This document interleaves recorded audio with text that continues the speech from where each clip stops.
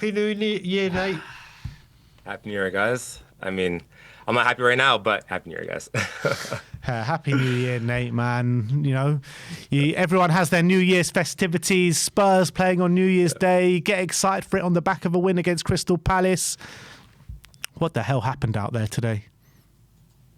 I don't even know. I really struggle to even break down that game because, like you guys said, like what actually happened.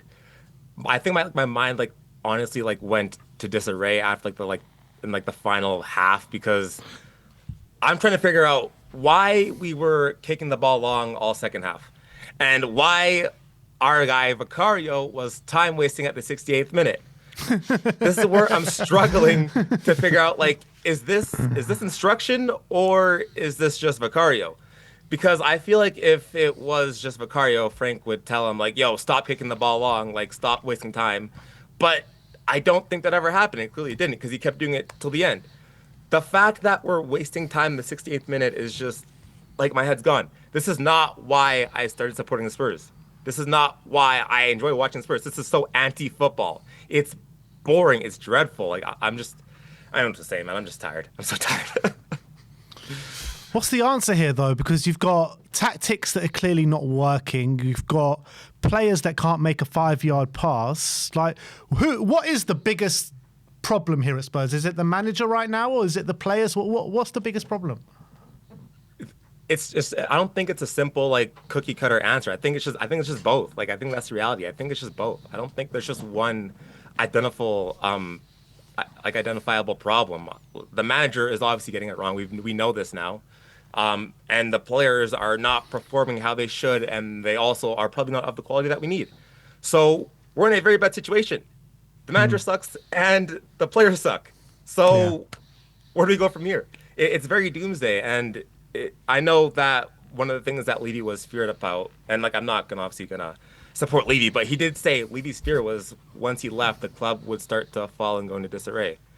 Well, we sold our top goal scorer last season, Brennan Johnson, which, for the record, I'm fine with as long as we have a replacement. Last time I checked, and from the rumors, all of our replacements are either not really attainable or not to the level that we need, at least from the links anyways. Whether or not you believe the rumors, I don't know, but we need replacements in ASAP, and the manager has to start fixing things as soon as possible, but time wasting in the 16th minute is not going to help this team. That's what I'll say. But do you feel like on the Brennan Johnson one, we might have sold him a bit too early in the window because we could have done with him today? Yeah, I agree. And it's interesting because I think Bournemouth was also interested as well. There's a few, Nate. There's a few. So, I would love to see, teams have actual bidding war for our players for once, and I think we could have gotten even more for him. So I don't know what the rush was to just let him go so early. I mean, like I said, it's one of those things where it's fair play to the club for taking the initiative to actually sell the player, because I know in the past that we've usually been we lack on these sort of things. But I think we did it way too early, and from the looks of it, we don't have a proper replacement lined up. So we've left ourselves very short in a time where there's going to be a lot of games and a lot of winnable fixtures as well. So if I'm going to be honest, I'm extremely worried about where this club is going. I'm extremely worried, if I'm being honest. We're falling very, very far. Well, this is the thing. Right now, with everything being new, as in the ownership and what the plans are, this is why it's a massive January for the football club. We've got to see now. ENIC have got to come out. Whether they do or they don't, we'll find out at the end of the month. Performances like that, you should be able to see, right, we need a ball-playing midfielder, because, like we said, this has been a problem for games, that style of football, and we don't have a ball-playing central midfielder. The only one we do have is Basuma, and we know for obvious reasons he's not getting picked. He's not going to get back in the squad. He's at the AFCON anyway, even if he was going to get even picked. if he was here, current time. But I mean, in previous games where we've been lacking that kind of player that could do it, it's got to be sorted. You can see it would be Paulinho, when we saw remember that pass he put out for a throw-in. Benson Court was good to say with the anticipation parts. Gray didn't offer a lot at all, but there's just no. But it's not even that though. Even players that you expect to make the pass, Pedro Porro, in that 10 position, if you want any player in our first 11 to have that pass at that moment in the game, it's probably Pedro Porro, right? Why can't even he put a 5-yard pass together? That's what I don't understand. I was watching it and I was like, like for a player in Pedro Porro that's known for being a really good passer, he's not really a good passer, is he? Like, let's be real. Like, it's been a long time now. Like, I'm low-key noticing Pedro Porro a little bit. I'm not gonna lie. It's been a while since he's been really good. Like, he's been pretty poor for a while now. He has like a good game here or there, but let's just keep it honest. I remember 2 years ago we were talking about Pedro Porro being one of the best right backs in the Premier League. Now he's far from that. When was the last time that we seen Pedro Porro score a banger? When was the last time that we seen Pedro Porro put in like a proper long pass on a consistent basis? It's been so long. Even defensively, we already know defensively he's suspect. Like, what is happening to our players in terms of their quality just diminishing? Even Romero looks so off. Van de Ven can't pass the ball either. Van de Ven, simple passes, passing it short. Like, what is happening with our players? I'm so confused. I don't even know, man. No, what I will say with Porro is, I don't know when this has started, but you look at the Brentford home game, his passing was on point. He was brilliant. He was on it. But then today, when he's having a defensively good game, which he did, he can't pass. And when he's having a good passing game, he can't defend. It's like 6 of one and half a dozen of the other. And like Ben was saying, and like you were saying, he is the one player we see the kind of passes that he can create. You just got to look back at the Brentford game and what he did to Xavi Simons to set up Richie for the first goal. He's got passes in his locker that he can spray short, long, cross-field, everything. And today, he couldn't pass the ball 5 yards. Yeah, and it also doesn't help that we also play him every single game. Yeah. And that's why, like you said, like we need to sign a fullback in January. Like that needs to be like one of the first things that we do. But at the same time, though, whenever I watch him go out to Spain, he's putting in like 8 to 9 performances. So it doesn't make sense. There's something deeper that's going on here, and I don't think it's just one thing. I think it's a multitude of different things, but this squad needs proper backing. But even with that backing, there's still a lot of onus on the manager to do the right things. Do not play the Paulina Bentancur pivot. Put players in the positions that they can actually succeed. Change it up when you need to, and don't time waste in the 68th minute. It's Brentford away. Like, you don't need to do these type of things. I'm just like hooked on that. Like, that's just crazy to me. But Nate, do you think it's a case of the players lacking confidence in the system that they're playing right now, and that's what we're seeing on the pitch in terms of not being able to play those passes? But what is the system, though? Like what is Frank asking them to do? Like, exactly. You tell me, mate.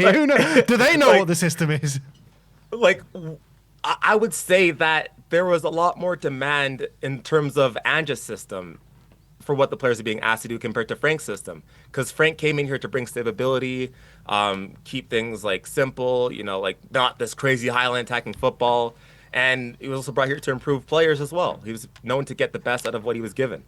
So I don't see, in terms of what Frank is asking the players to do, I don't see what is so demanding of the players. Like, they're professional footballers, get paid millions of dollars. They should be able to pass the ball a couple yards, they should be able to put together more than 5 passes in a row. But they aren't even able to do that.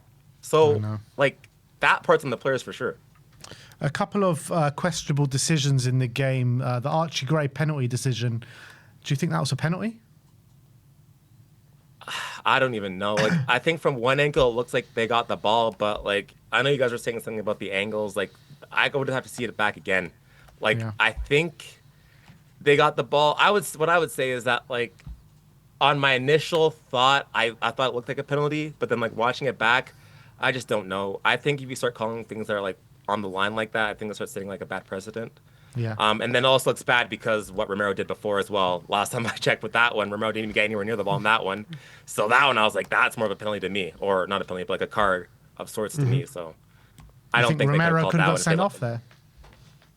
I think so. I think that one, if anything was going to be called, it was going to be that one. That one was, I was like, oh man, Romero. Like, that one's bad. So. Yeah. All right, Nate. Always a pleasure to speak to you, my friend. Hopefully after 3 points on the weekend.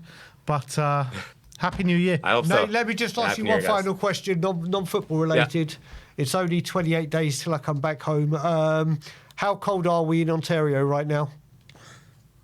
Ontario, I'm not sure. I know in Alberta, it's like +5. It was +5 yesterday. Okay. So it was actually pretty warm. So All right. I don't know. Still in the pluses, Daigle. Still in the pluses. I saw the other day in Toronto, the high was -10, and I was like, oh Jesus. So yeah, I don't know why I keep thinking you're in Ontario when I know you're not. other part of I Canada. know you're not. Other part of Canada. Big up, Nate. Thanks All for right. coming on, Nate, mate. speak to you Guys, soon, take brother. care. Yeah, speak soon.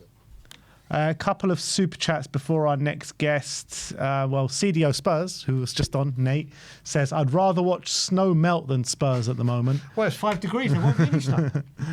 Delaford says, manager tactics affect player confidence. Those passes are a result of Frank's setup and tactics. Chris says, our players played like they've never seen each other before. We're going backwards. Conan says, we're so boring, even Dr. Tottenham fell asleep. And Adam Sharp says, I watched a game while eating granola with my 4-year-old son, Noah. Noah remarked, the granola is good, but the football is toilet. Expert analysis. That really was. Well done, Noah. Big up, Noah. Do you know what? That really, we could have. He summed it up better than us. Yeah, absolutely.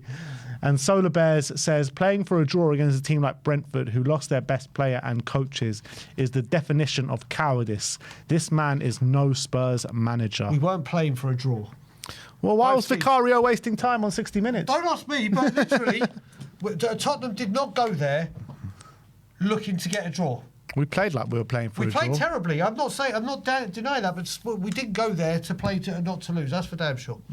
Well, let's see what Mr. Stelios has to say about the situation. Let's bring him on.